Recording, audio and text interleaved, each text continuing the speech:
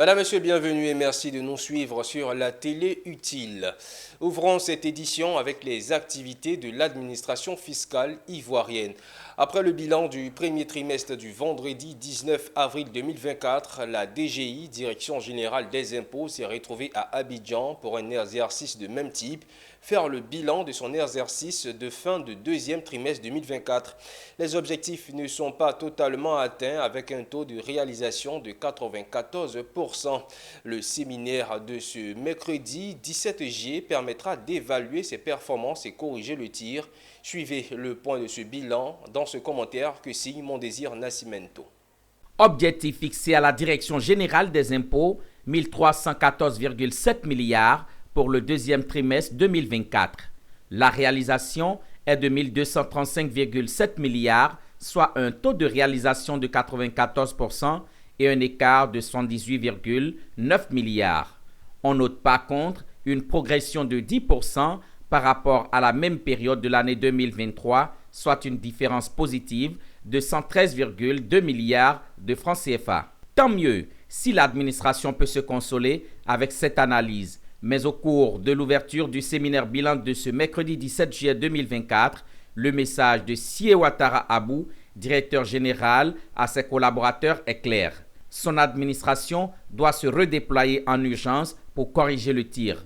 Dévouement, engagement et détermination pour la quête de la réalisation complète des objectifs sont les maîtres mots transmis par le patron de l'administration fiscale ivoirienne. Cela impose des prévisions à la hausse pour le troisième trimestre, soit 1162,2 milliards comme objectif et la majoration de 78,9 milliards écart négatif du deuxième trimestre.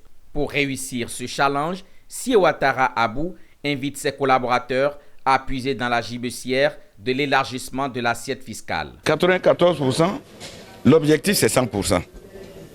Et l'engagement que nous devons prendre au sortir de ces séminaires, c'est de résorber ces 78,9 milliards que j'ai arrondis à 79 milliards, c'est de les résorber et de réaliser l'objectif de la période, c'est-à-dire le troisième trimestre. C'est comme ça qu'on retombe en ligne.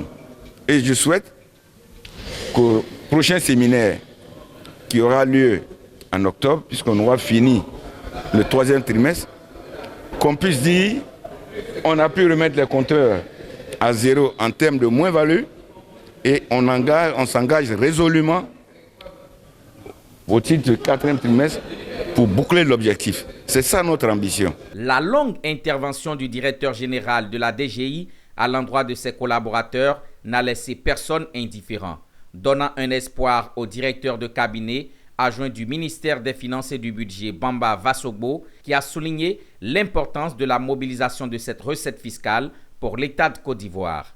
Il a noté que les performances de la DGI seront scrutées dans les prochains jours, mais aussi a invité l'Assemblée à investir les secteurs sous-fiscalisés.